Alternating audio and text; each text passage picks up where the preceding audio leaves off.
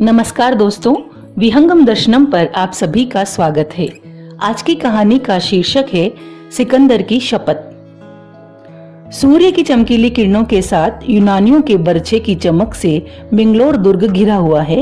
यूनानियों के दुर्ग तोड़ने वाले यंत्र दुर्ग की दीवारों से लगा दिए गए हैं और वे अपना कार्य बड़ी शीघ्रता के साथ कर रहे हैं। दुर्ग की दीवार का एक हिस्सा टूटा और यूनानियों की सेना उसी भग्न मार्ग से जयनाद करती हुई घुसने लगी, पर वह उसी समय पहाड़ से टकराए हुए समुद्र की तरफ फिरा दी गई और भारतीय युवक वीरों की सेना उनका पीछा करती हुई दिखाई पड़ने लगी। सिकंदर उनके प्रचंड अस्त्र आघात को रोकता पीछे हटने लगा। अफगानिस्तान में अश्वक वीरों के साथ भारतीय वीर कहां से आ गए, ये शंका हो सकती है, किंतु वे निमंत्रित होकर उनकी रक्षा के लिए सुदूर से आए हैं, जो कि संख्या में केवल 7,000 होने पर भी ग्रीकों की असंख्य सेना को बराबर पराजित कर रहे हैं। सिकंदर को उस सामान्य दुर्ग के अवरोध में 3 दिन व्यतीत हो गए। विजय की संभावना नहीं है। सिकंदर उदास होकर कैंप में लौट गया और सोचने लगा, सोचने की बात ही है, गाजा और परिपोलिस आदि के विजेता को अफगानिस्तान के एक छोटे से दुर्ग के जीतने में इतना परिश्रम उठाकर भी सफलता मिलती नहीं दिखाई देती। उल्टे कई बार उसे अपमानित होना पड़ा। बैठे बैठे सिकंदर को बहुत देर हो गई।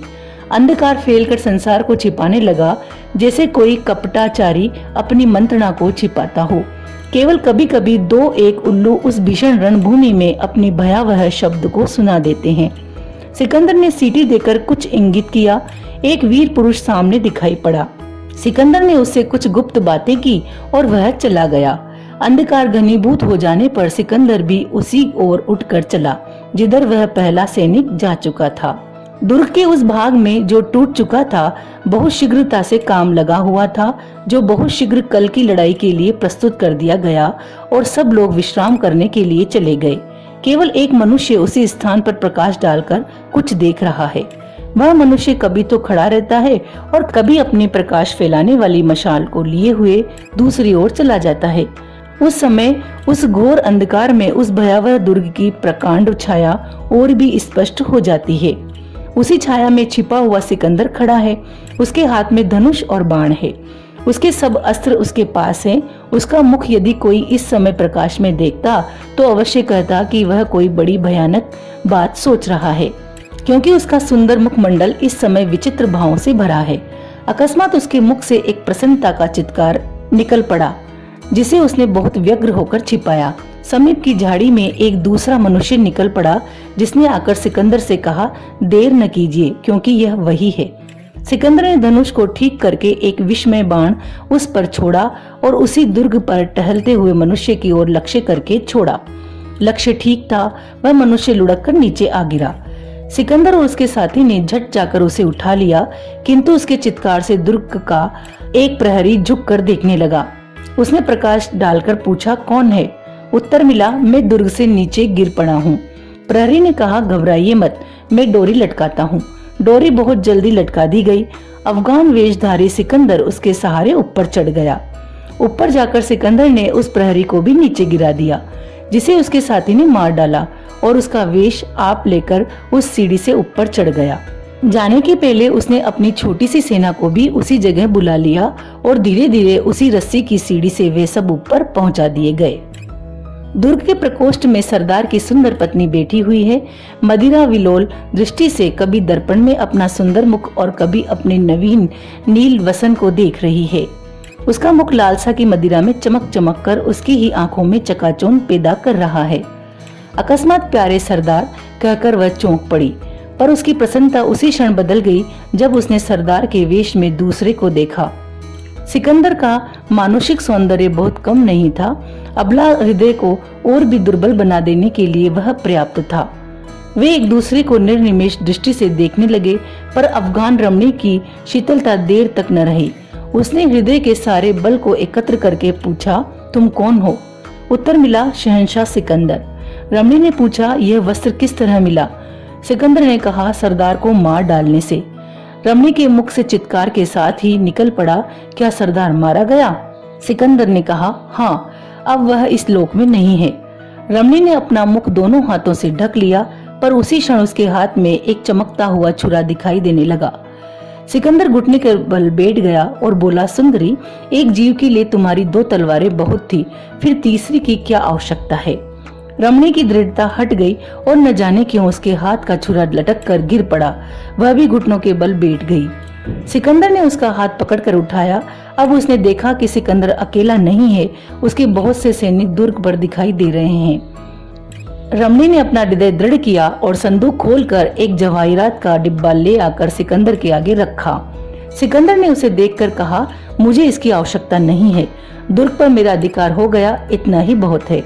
दुर्ग के सिपाही ये देखकर कि शत्रु भीतर आ गया है, अस्त्र लेकर मारपीट करने पर तैयार हो गए, पर सरदार पत्नी ने उन्हें मना किया, क्योंकि उसे बतला दिया गया था कि सिकंदर की विजय वाहिनी दुर्ग के द्वार पर खड़ी है।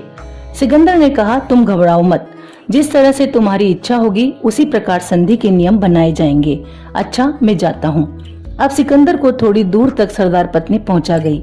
सिकंदर थोड़ी सेना छोड़कर आप अपने शिविर में चला गया। संधि हो गई।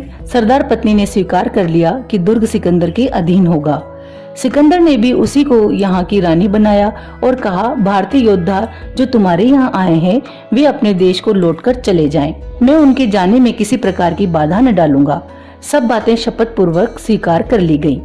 राजपूत वीर अपने परिवार के साथ उस दुर्ग से निकल गए, स्वदेश की ओर चलने के लिए तैयार हुए। दुर्ग के समीप ही एक पहाड़ी पर उन्होंने अपना डेरा जमाया और भोजन करने का प्रबंध करने लगे। भारतीय रमणियां जब अपने प्यारे पुत्रों और पतियों के लिए भोजन प्रस्तुत कर रही थीं, तो उनमें उस अफगान रमणी के बारे में बहुत बातें हो रही थी और वे सब उसे बड़ी घृणा की दृष्टि से देखने लगी, क्योंकि उसने एक पति हत्याकारी को आत्मसमर्पण कर दिया था।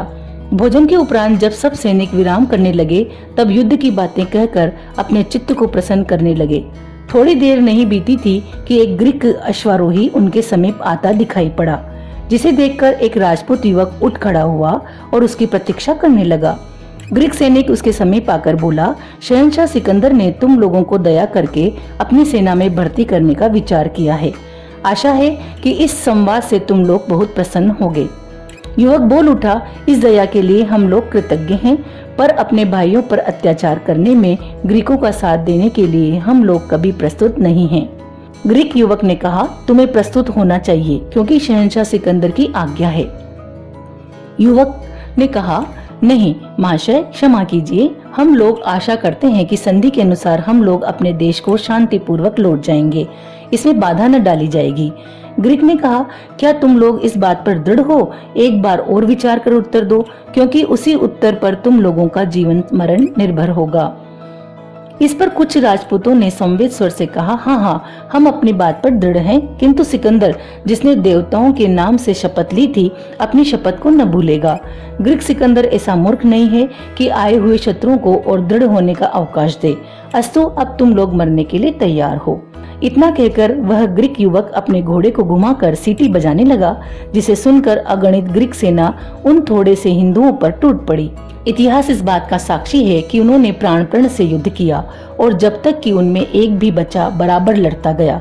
क्यों न हो, जब उनकी प्यारी स्त्रियां उन्हें अस्त्रहीन देखकर तलवार देती थीं और हंसती हुई अपने प्यारे पतियों की युद्ध क्रिया देखती थीं, रणचंडियां भी अकर्मण्य न रहीं, जीवन देकर अपना धर्म रखा।